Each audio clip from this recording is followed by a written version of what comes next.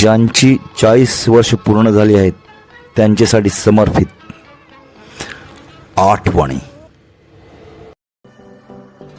1980-90चा काळ होता तो।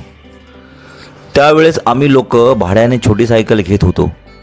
बहुधा ती लाल रंगाची असायची, तिला कॅरियर नसायचे, ज्यामुळे तुम्ही कोणाला डबल शीट नेऊ नये हा उद्देश असायचा। भाडे जेमतेम 50 पैसे ते 1 रुपया तासच्या आसपास होतं। दुकानदार भाडे पहिले घ्यायचा आणि आपले नाव त्याच्या रजिस्टरवर नोंदवायचा। घराच्या जवळ असे अनेक सायकल दुकानदार होते। भाड्याचे नियम कडक असायचे, जसे पंक्चर झाली तर त्याचे पैसे वेगळे, तुटपुट आपली जबाबदारी। मग त्या सायकलवर आम्ही गल्लीतले युवराज सवार व्हायचो। पूर्ण ताकदीने पायंडल मारत, कधी हात सोडत, बॅलन्स करत, कधी खाली पडून पुन्हा उठून चालवायचो। आपल्या गल्लीत येऊन सर्व मित्र आळीपाळीने सायकल चालवायला मागायचे। भाड्याचा टाईम लिमिट निघून न जावा म्हणून 3-4 वेळेस त्या दुकानापासून चक्कर व्हायची।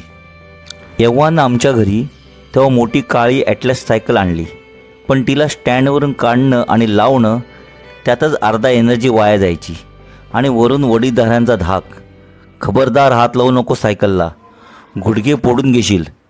तरी पण न जुमानता आम्ही घरचे बाहेर गेले की ती मोठी सायकलसुद्धा हातात घेऊन धूम ठोकायचो। पायंडलवर पाय ठेवून बॅलन्स करायचं। असं करत करत आम्ही कैची म्हणजेच हापकिम शिकलो। नंतर नळी पार, फुल पायंडल करून नवीन विक्रम घडवला। यानंतर सीटपर्यंतचा प्रवास एक नवीन अध्याय होता। नंतर सिंगल, डबल, हात सोडून कॅरियरवर बसून चालवण्याचे सर्व स्टंट आम्ही तेव्हा करून चुकलो।